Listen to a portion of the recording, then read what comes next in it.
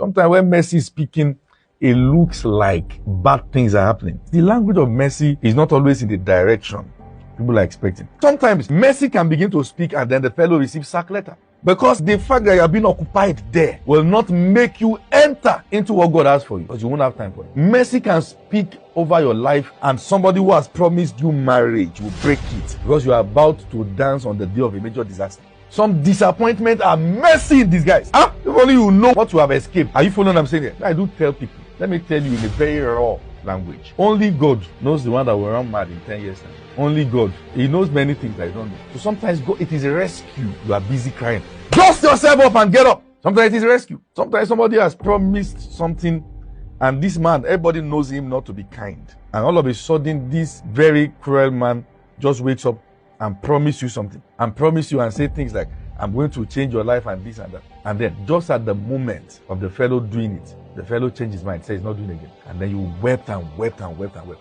And then the fellow went to pick somebody else and then give the fellow what he wanted to give you. And then you say, near success syndrome break.